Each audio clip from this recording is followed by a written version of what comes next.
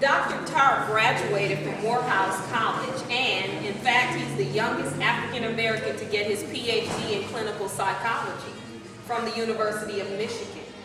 He has appeared on ABC's Nylon, MTV's Made, TV One's Black Men Revealed, Gospel Touch, and as Fantasia and Drew Hill's personal life coach.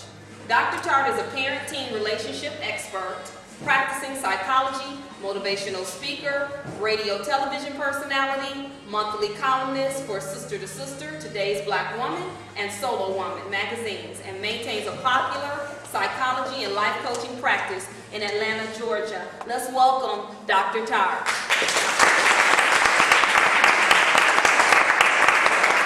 Thank you. It's an honor and a pleasure to be here. Thank you. Where's Tammy? I had the pleasure of speaking at Harmony Leland Elementary School, and I had such a blast. And they found out that my people are from Tuskegee, Alabama. So it's a small world. Tuskegee, Alabama.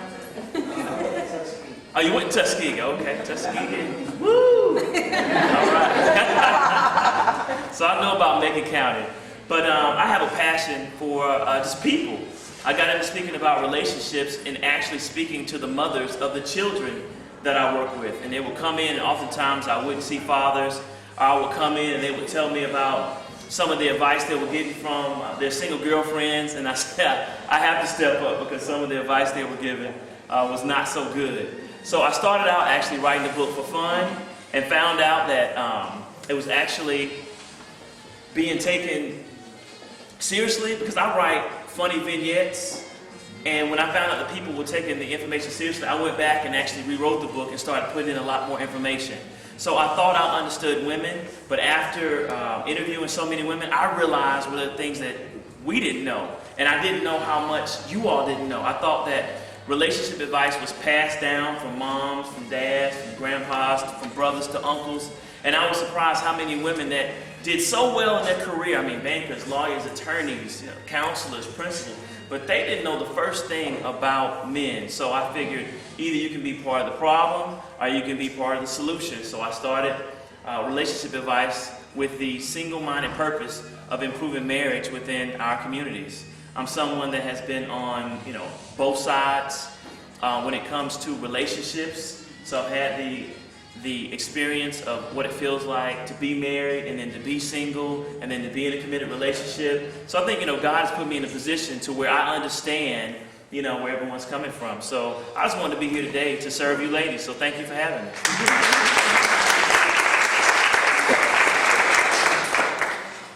Well, we're going to get started. Without further ado, I will ask the first question that we have for you. All right. First question that we have for you from an audience member is, why do men cheat? Why do women cheat? And we start with that one, huh? Start with why men are faithful. All right, let's start with why women cheat. Typically, when we start looking at statistics, 37% of men say that they have cheated. I think the number is 15% for women. Women tend to cheat because they feel disconnected, okay? So when we start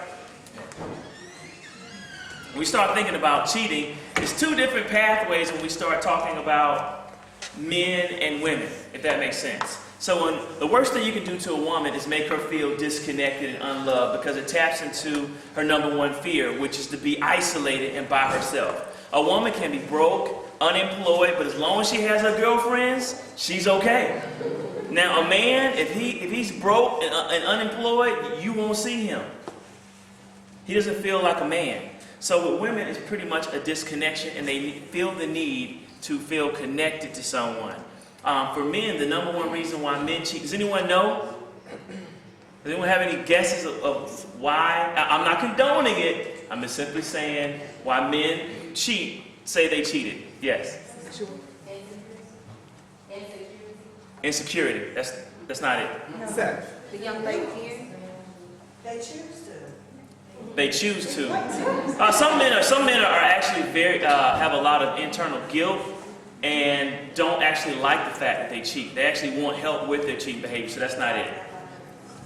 Lack of sex with their spouse or with mates? Nah, that is not it. It's probably lack of communication. Lack of communication. That's not it. That's why I'm glad that I'm here, you know.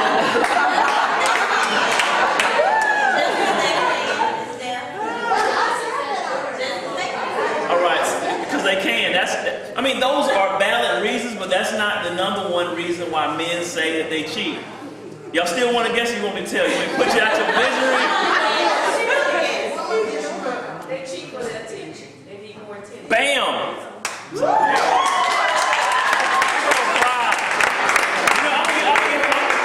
What's your name? Penny. I'm gonna give Penny a free copy of my book to read.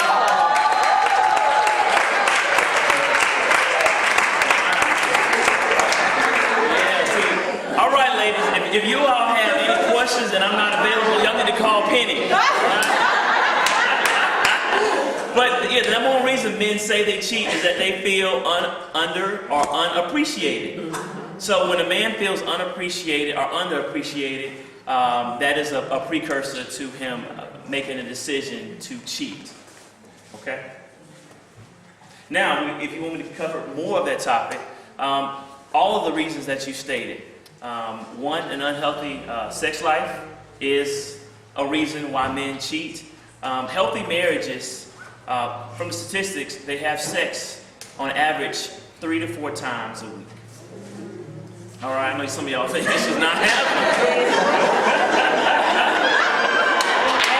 And someone every night. But I'm just telling you, we start talking about, because when you start talking about men respond to touch or lack thereof. We don't need to talk about our feelings. It's all about touch. If you want to connect with your significant other or your husband, the way to do that is with touch. It is not words. You talk to your girlfriends, but with your man, he'd rather you touch him. And I'm not necessarily talking about only sexual intercourse. I'm talking about a back rub. I'm talking about rubbing him on the shoulders. He responds to that, and then he'll ask you about your day. But if you come to him verbally and start asking, baby, we need to talk. I mean, I'm a psychologist. I still won't come home myself. Because that signals to us you're going to express displeasure in what we're doing, and we'd rather avoid and keep the ego that we have versus sit and talk. But when it comes to women, that is how you all, relate and connect. It's around words. That's a great segue, because the next question is, when do you know your marriage is over?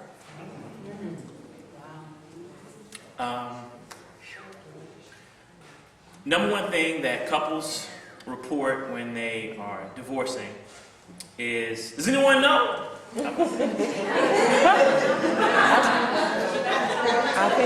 will tell you. Sometimes I stall until I get the answer. But I actually do know the answer. Finances, that's not it. Lack of respect. Lack of respect, that's not it. That's not it. There's some couples that communicate poorly and they've been together 40 years. Because sometimes they fall out of love with each other. They fall out of love. Yep. That's close. But it's deeper than that. There are a lot of, I'm being honest, there's a phenomenon going on right now called single but married. That's a lot of households. It's between 40 and 50% at one point in their marriage, to where you're married but you're pretty much single. You're just doing it for the kids. You're doing it because you don't want to separate finances. You're doing it because your house is underwater. You really can't afford to sell it. Did you want me to tell the truth? Yeah. I'm being honest. So there are a lot of times, there are couples that are coexisting. We saw it on Atlanta Housewives where, when she dismissed Greg, he went into the basement. There are a lot of couples in which they're not sleeping in the same household, but they're splitting expenses. They're taking care of the kids. They're splitting finances, building retirements, and it's cheaper that way, splitting rent. Anyone else? Yes.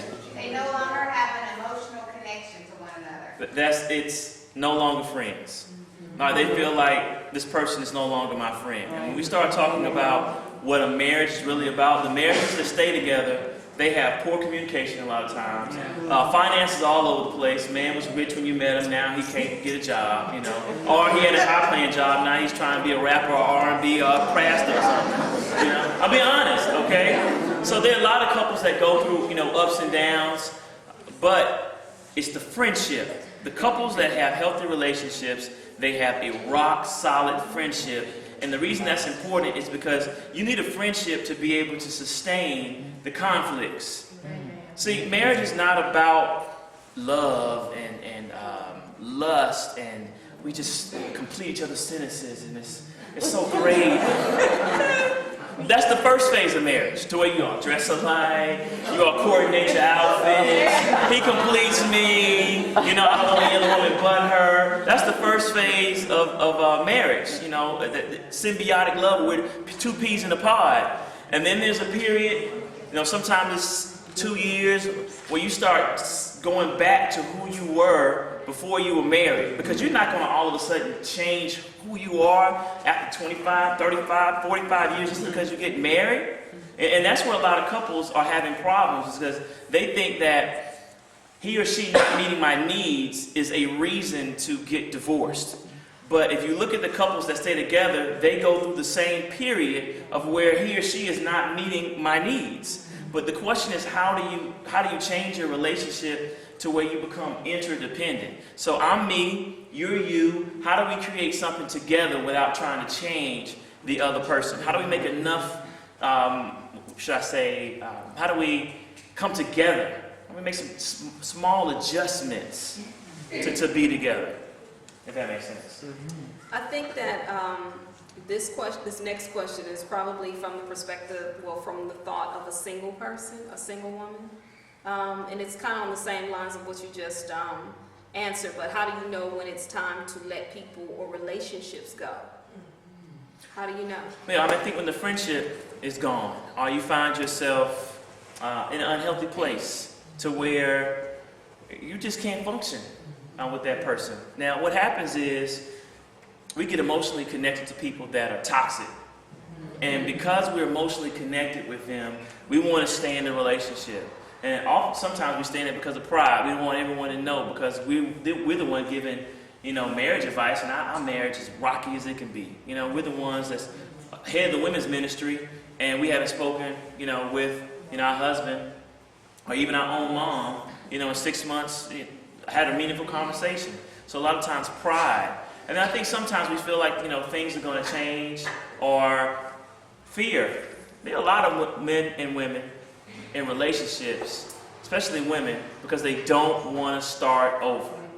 I'd rather be in something bad and toxic than to be single and out there at my age, starting all over with all this craziness.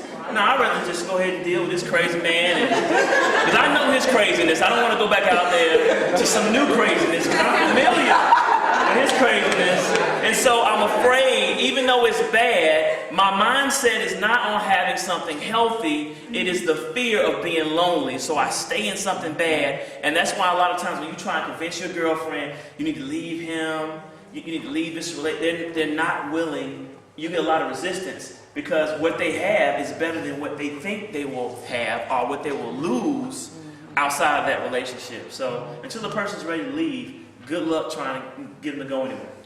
Because most of the time they won't go. A lot of times they won't go, but you know what? You kind of plant seeds, because there comes a point in everyone's life where it finally clicks. I was giving advice to a friend of mine. Her boyfriend's just straight sorry. He is, and I'm a man. I take up for men. I was like, well, do this, do that. I might see him on the street, So, but he wasn't doing anything, and she had been with him for 2 years. And what I helped her understand is that you're enabling him. Men don't respond to talk. If you go, baby, you need to improve. You need to do this. You need to do that. In one ear and out the other. All right. But she broke up with him. It's funny. She broke up with him on Friday. She was saying that she was getting these dues in the mail. These letters in the mail from the homeowner association, because her grass was looking crazy, and she was trying to get him to cut the grass. And she had been paying a man to cut the grass. And he cut the grass, and he kept asking, why don't you have your man do this? So finally she made a stand. Said, I'm not going to call this guy to come cut my grass. He's going to cut it. And the grass was high. They kept asking her, cut the grass, cut the grass, cut the grass. He wouldn't do it. So on Friday, she gave him a note and said, this is the last day. And she let him shack up. It's the last day you're going to live with me. You have, until Sunday, to the end of the month, to move your stuff out. She texted me, and she was like, I'm going to change the language. She was like, why is this guy here cutting the grass? when she made a stand, and she was serious. She had already packed up a couple of his boxes. When he came in and he saw that, he immediately remembered to cut the grass. So I'm just telling you, so when you start talking about relationships, men don't listen to words. Men don't argue back and forth. I'm going to argue with you about 3 or 4 times, and one of us going to either cut it, I'm going to walk away, we're going to fight, or we're going to come to some resolution. That's you all who go back 4 or 5 hours on Facebook tweeting. Men don't do that. Men are pretty much, for the most part, short, direct, to the point. You don't like me, I don't like you, so you manage this part, I manage my part. You don't look at me, I don't look at you, and we're cool. So when you try and make your man a woman, but baby, let's just talk about our feelings. Let's talk this out. That's why we respond. Same thing for those of you that are raising boys. Good luck trying to lecture a boy. I'm so disappointed in you. You have the teachers calling me, you don't care about me. I bought you the shoes, I bought you those Jordans you're wearing, and you just up there making me look like a fool. And he's looking like this. Or he might smirk like,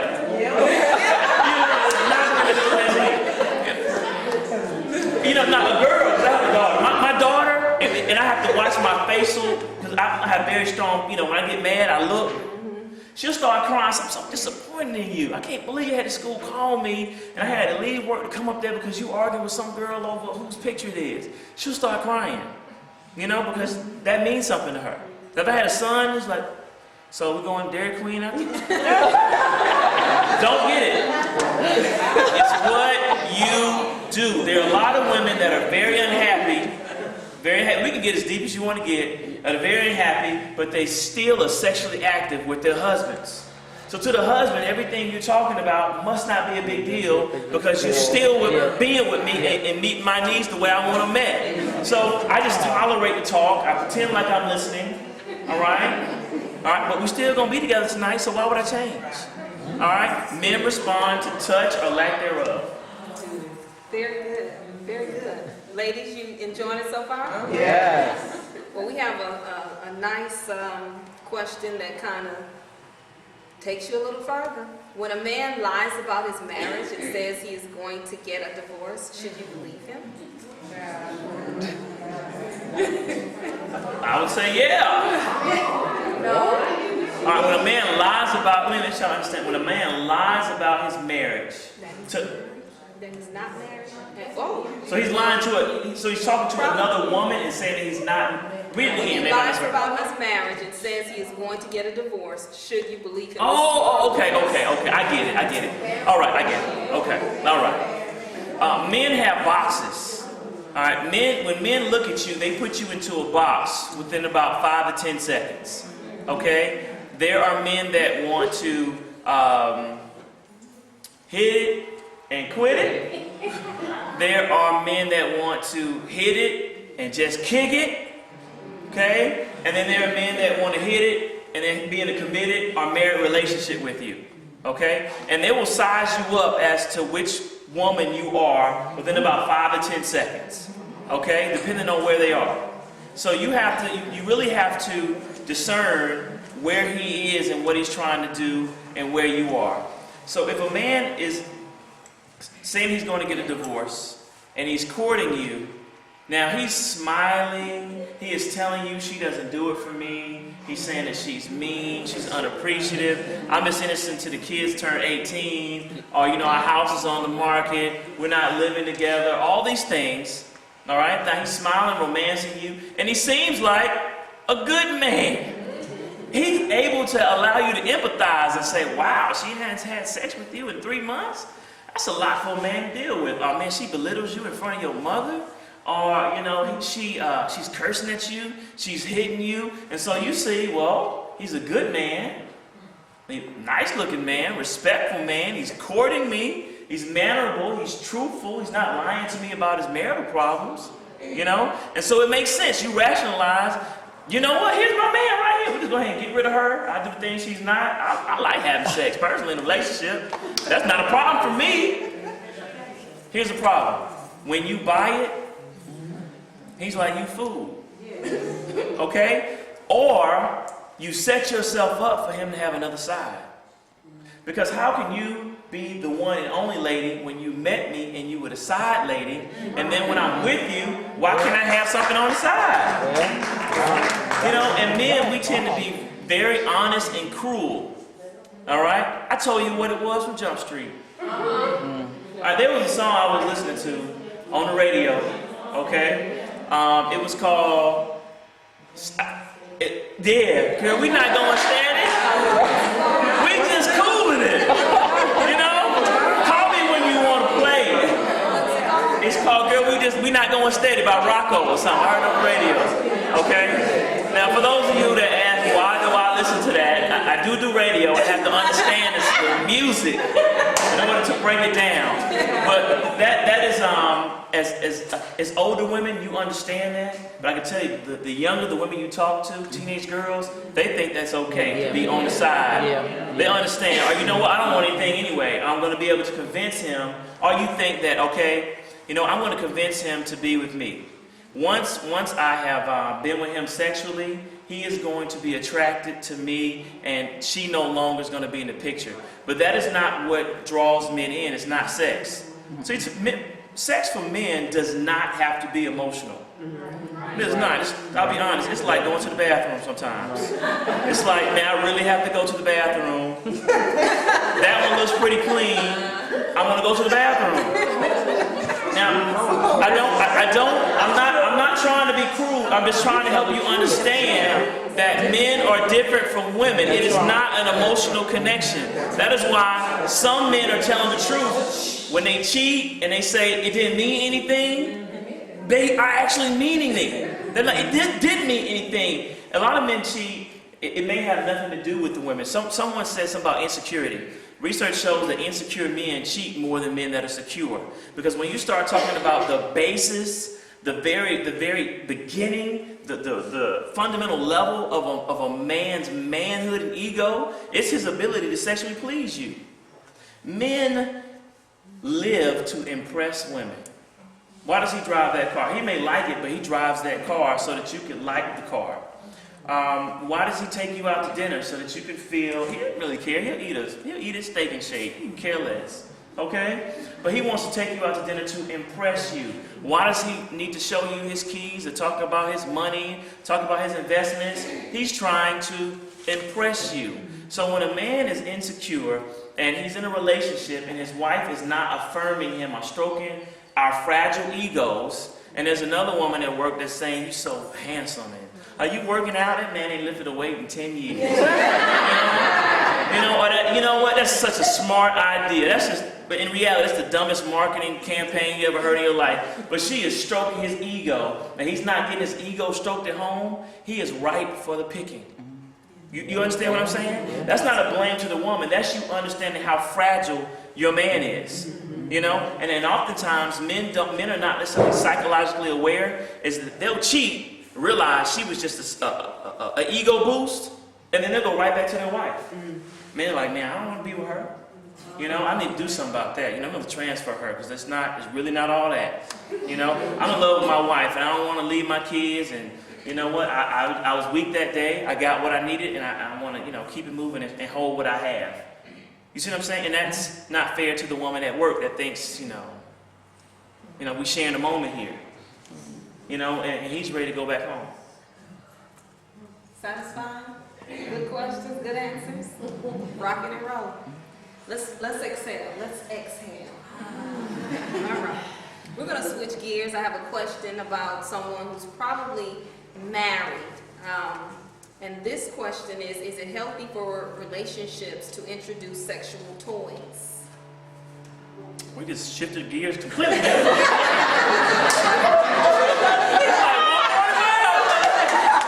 is 11:45 o'clock at night.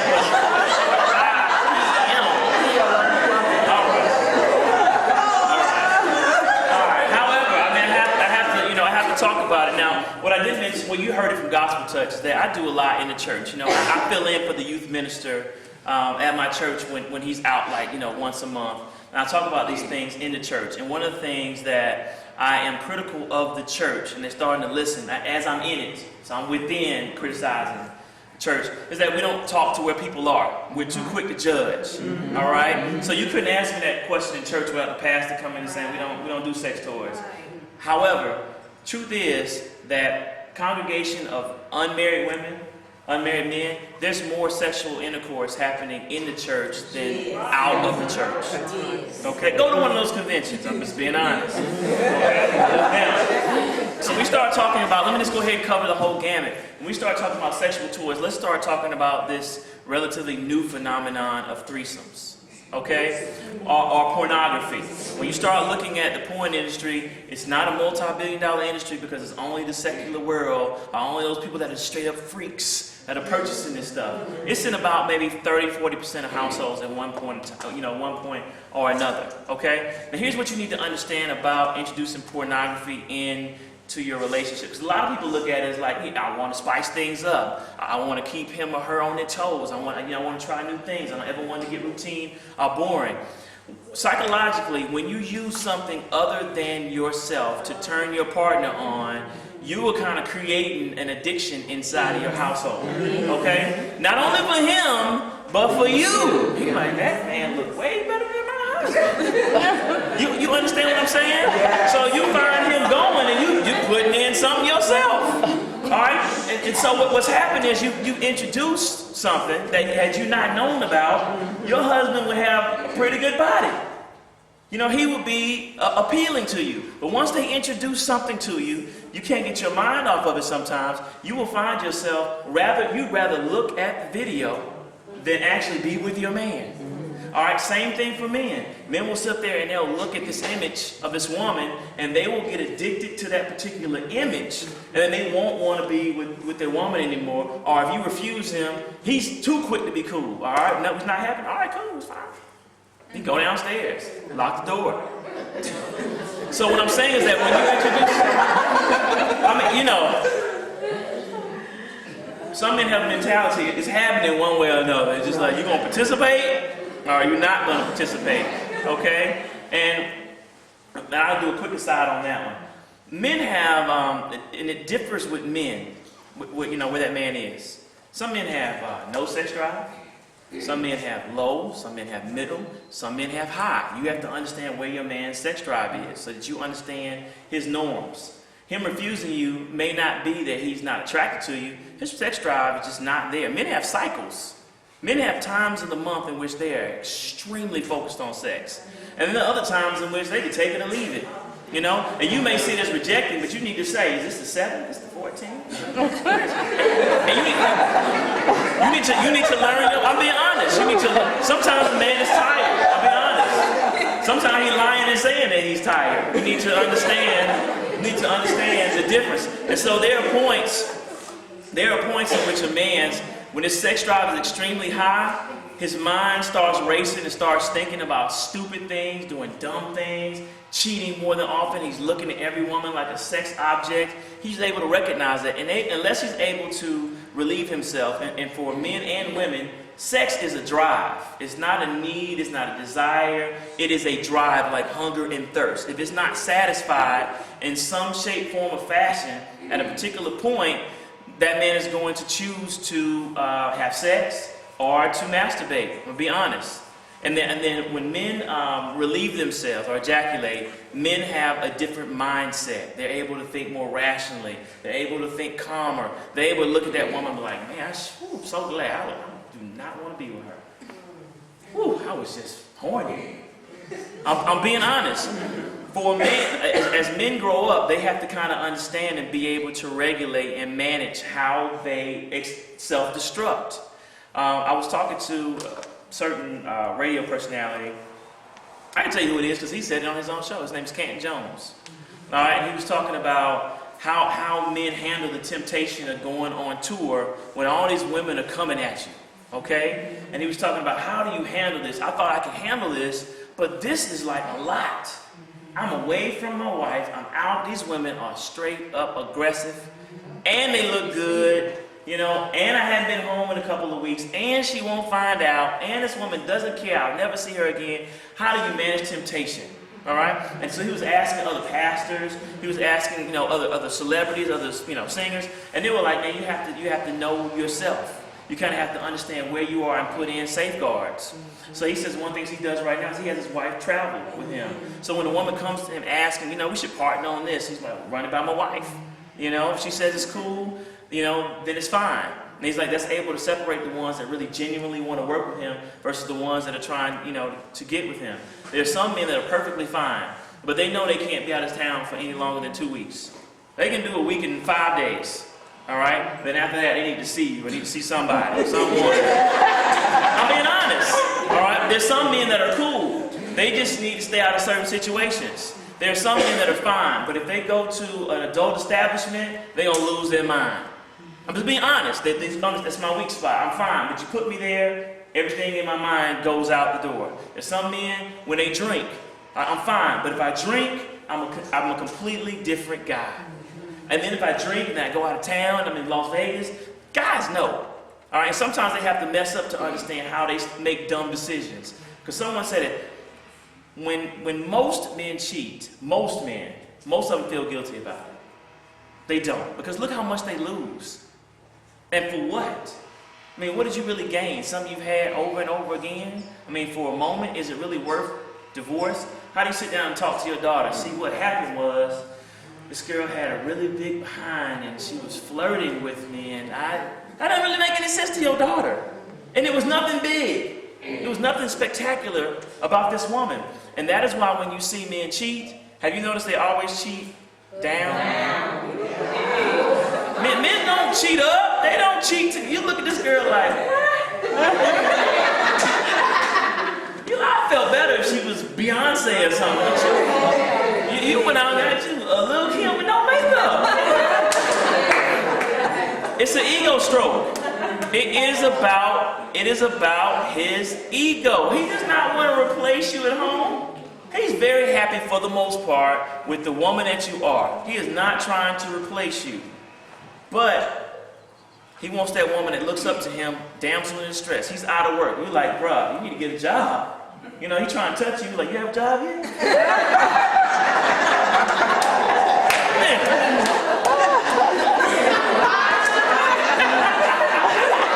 You working? You lay on that couch all day. You think you gonna touch me? Some of y'all even say no finance, no. Don't say that. Does men go through menopause like ladies? Men? Do men go through menopause? Mm-hmm. I think men go through a certain point where their sex drive and what they value changes. When men are young, they're really focused on respect, understanding themselves, conquest, having more. When men get older, they really focus, believe it or not, on being a better man and leaving a legacy. Okay? So when they start thinking about, and when men get older, they like to brag on how well they treat their women. Okay? So when you meet a man, he's at his highest level when he's like, my wife and my kids, they don't want for anything. There are a lot of men that will work their tails off. They won't come home because you've complained. And this is where a lot of relationships go wrong, is that you'll express to a man, I'm unhappy with my job, I'm thinking about quitting, but we can't afford to right now. We just had a child. I really would like to extend the maternity leave. You know what? My boss is driving me crazy, having medical problems. You see what I'm saying? So a man immediately, he may not communicate it verbally. He immediately starts saying, well, it's my responsibility to take care of my wife and my children, so I need to start working more. But what happened is when you need him to support you, he is working more. He is taking on more contracts. He is not coming home. And so you may interpret that as I need him more, and he's out there ignoring me, and I feel disconnected. And then when he comes home, he's like, hey, babe, he tries to touch you. You're like, all right, it's 12 o'clock. You've been gone. Go back to work. You understand? But he's really trying to take care of you because men feel ultimately responsible for you. Because we know you look to us for security. Finances is not about how much money the man makes. It's about making you feel secure so that you don't have to be alone and disconnected and on the streets. That's what it's really about. It's not about how much he makes. You can have a man that makes $40,000 and a man that makes $80,000, and as long as that man is $40,000 is able to take care of what needs to be taken care of, maybe he's able to say, look, we need to downsize. Look, we need to, cut this off at Bank of America Watch. We need to miss a couple mortgage payments to get a loan modification. Oh, you don't know about that trick, man? I'm telling you. Don't try that now. You need to go talk to your banker, boy. Dr. Tartt said your house is gone. All right, the bank does know you hide money. Okay, but if he's able to, manage things, you understand what I'm saying? So you have to kind of understand, where men are. And I kind of deviated from the question, I know. That's okay. It was good, wasn't it? All right. We enjoyed that. We're gonna switch gears again. Oh no, it was okay. I know what it was. Okay. I want to. It was about sex toys. So when you start introducing, right, and y'all have a child in here, Lamb of God. She's mature. All right. But when you start talking about, and I talk to her as well. When we start talking about toys, that's another thing that you're introducing. But it's a conversation you need to have with your partner. You can find yourself being. How old are you? She's 10. 10? 11. Okay, this can't. Y'all want to take up round just for this question? Yeah.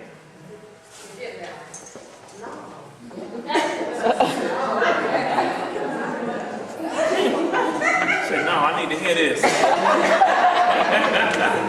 All right. So when we start talking about toys, be careful. Because depending on how experienced you are, you can find yourself liking the feeling that a toy brings more than your man.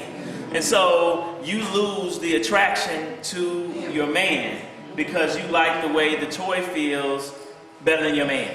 And men are sensitive, all right? They can kind of sense something's going on. You're not really asking for it. You're kind of like, well, oh, you're not happy? Okay, that's cool.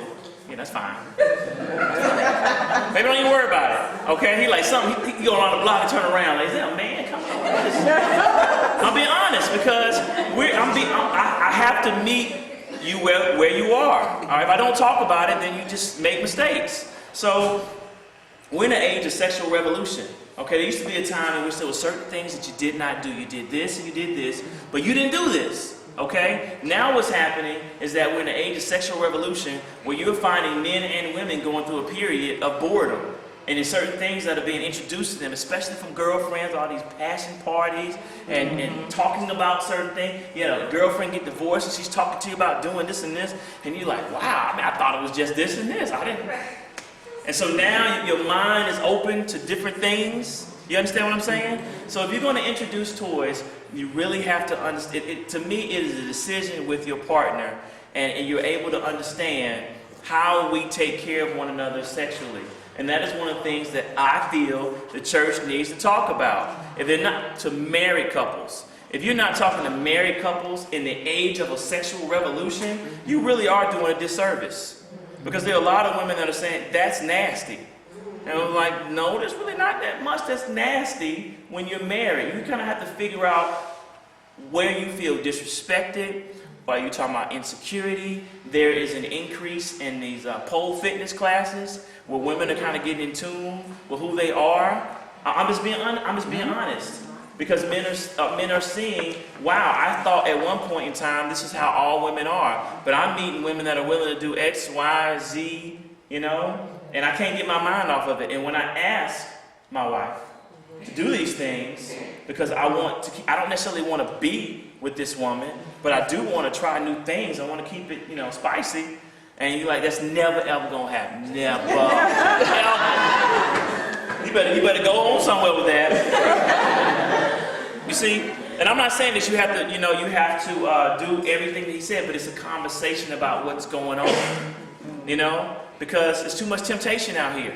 It's too much for you and for him not to be checking in with one another about what can we do to take this to the next level.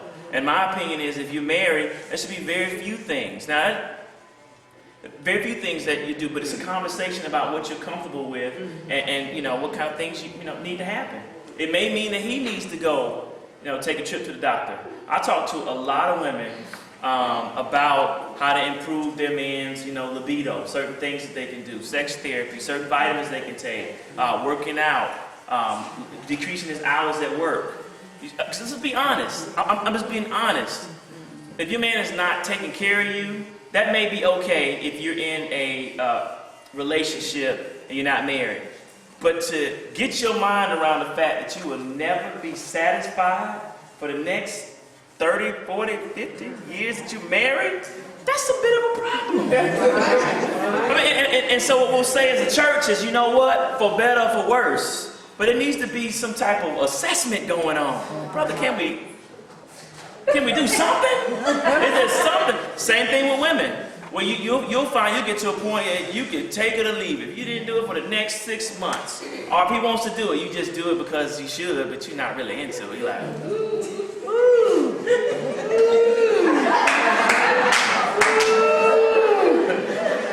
Woo. All right.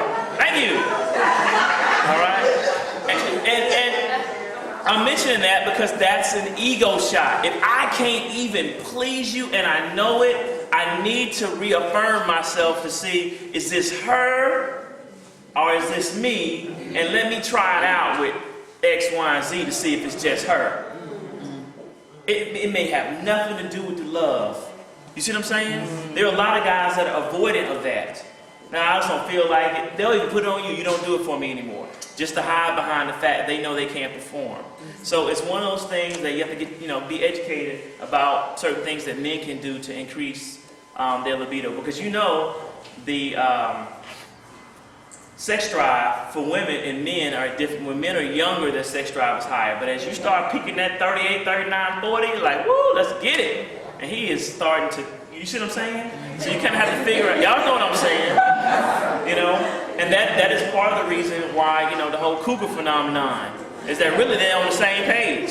You 40, I'm 30, he's 27, you 39, 40, you're the same place as far as, what you want. To him, he's like, look, she's not young. I have to deal with all the foolishness. She's established. She knows how to treat a man. She knows how to say her piece and let it be. She doesn't nag. She's not needy. She doesn't need to be around me all the time. She can hang around her girlfriends. Yeah, I'm going to choose her over the girl that's driving me absolutely batty. That I have, every time I'm gone, she crying and texting me, asking me where I am. I'm at work, same place I was every day. I'm just being honest. So when we start seeing, that's the whole reason behind that phenomenon. So just be careful.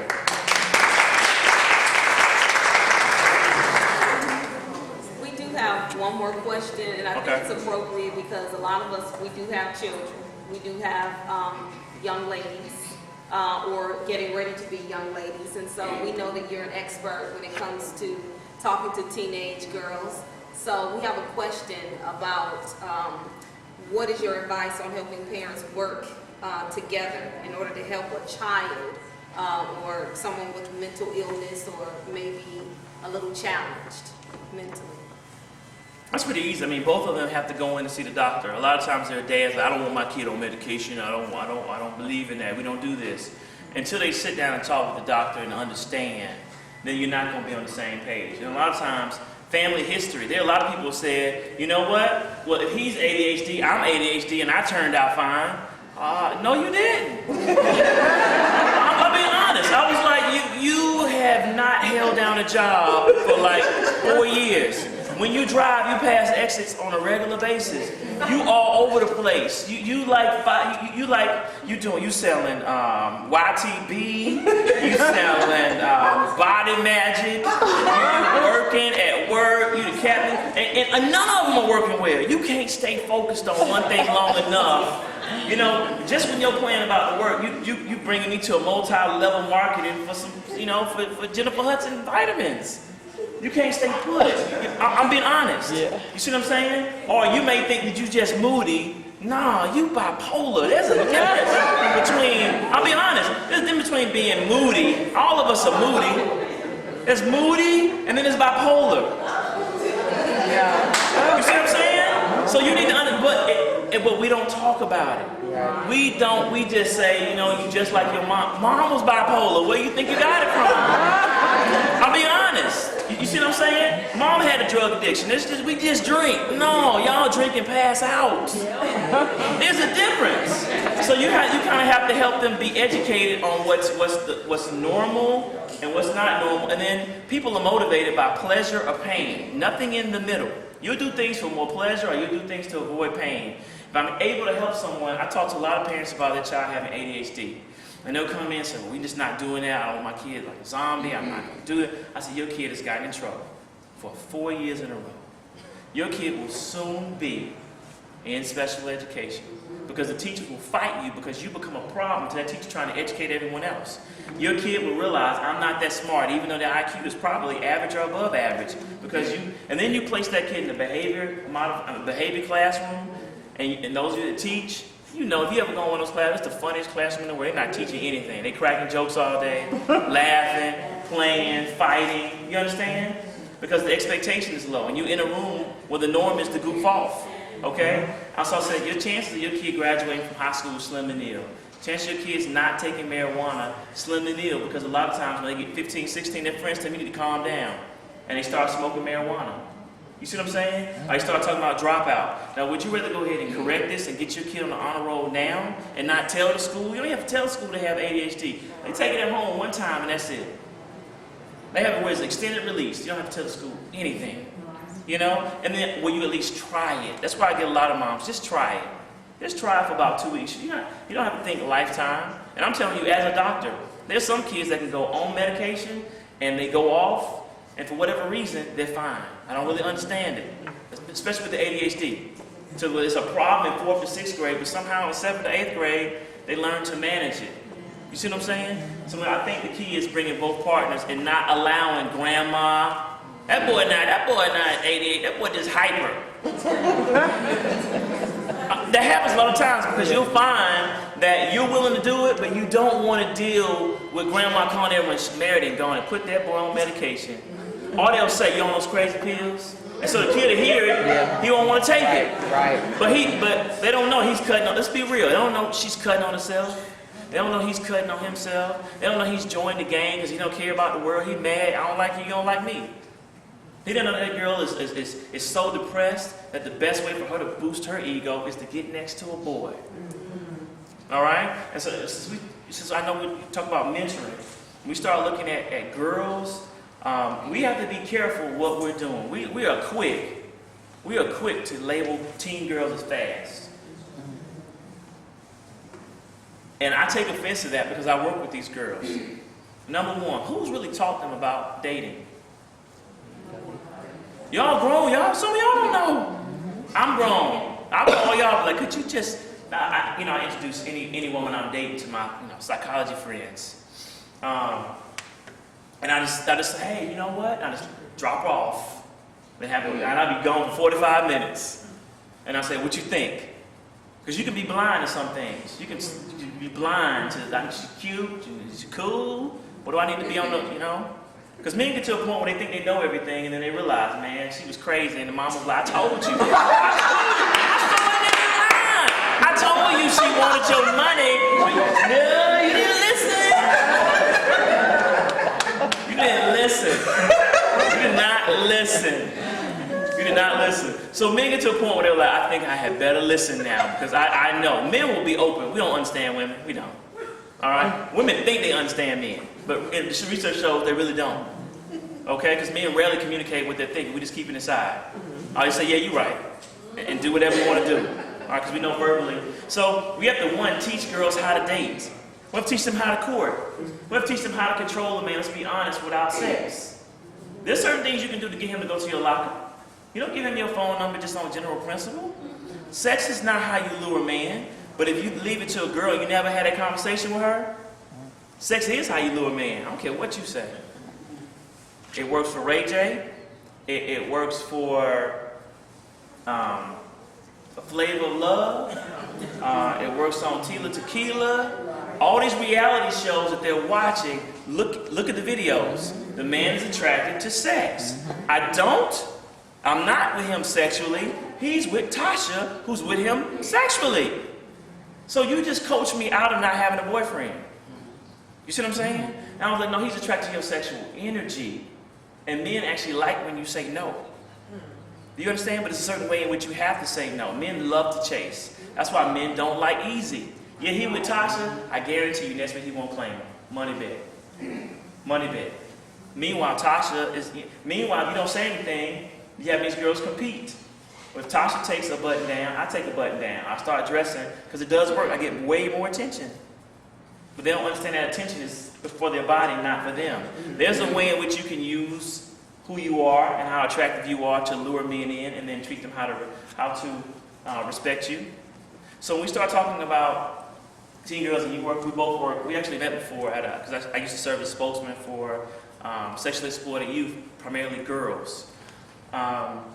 Here's how girls go into a life of sexual addiction, okay? And you see this a lot in high school, where girls are very, very, very promiscuous. And so we'll label them as fast. But here's what's happening. This is a girl that's had sex with a guy. She's found out that he's not necessarily interested in her. He just wanted her sex. He got the peaches and he took off, okay? And she's depressed about that because now she has a reputation around school that she's fast and she does X, Y, and Z, even though he asked her to do X, Y, and Z. And he was real nice. He didn't say, I'm going to have sex with you and drop you. He was like, you're pretty. I just want to get my feelings out. I just want to show you how much I love you and I'm dedicated. You know, all the stuff the guys say. Okay? And she's had sex with him thinking that's going to enhance the relationship or get him to like her. Okay? And now her reputation is out and she's depressed. Now, that doesn't mean that she stops wanting to be with guys. So what does she do?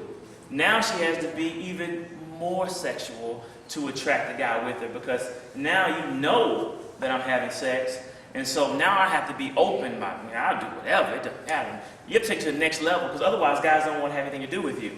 But if you are saying what you'll do with them, they'll privately be with you. They won't claim you, but you still think, this time when they're with me, they're going to want to be my boyfriend. And so what happens is they get to this point where a precursor to a sexual addiction is really depression. Does that make sense? Mm-hmm. She's really depressed. Because she knows the only thing I can get him with is my body. I can't have anything else, and I have to be I have to be more sexual than the rest of these girls because my reputation is negative. And one day I'm going to get lucky, and one of these guys is really going to fall in love with me. Does that make sense? Mm-hmm. All right. So, thank you for your time. I appreciate you all coming out and supporting. I have my book in the back. It is a funny book because I don't believe in, writing anything that's boring, and I like teaching, so there are vignettes that talk about, different characters, cover a lot of different topics in the book. I'm going to warn you, if you read it, you're not going to be able to put it down because it's a compulsive read, because I write the way, I speak. Because my job was to reach people where they are, and there are a lot of books out right now that just give you straight advice, and so you don't make it through all of them. This book is going to really open your eyes about who men are, and I decided to add an application section to each chapter because I talk about getting over insecurities. Because I wrote the first book I wrote, I said, don't be insecure. Men don't like women who are insecure. Women call that, like, true, that's true. How do I do that? How do I get over my insecurities? How do I get over my changing body? And so any question that they ask me, I put into the book. Okay? So thank you, ladies, for having me. Invite me back. As you can tell, I love doing this. It's fun, and I think it's going to help out. I'm taking one for the team, for the men. Because there's going to be a lot of men that get some back rubs. All right? There's going to be a lot of marriages and relationships that stay together. Thank you.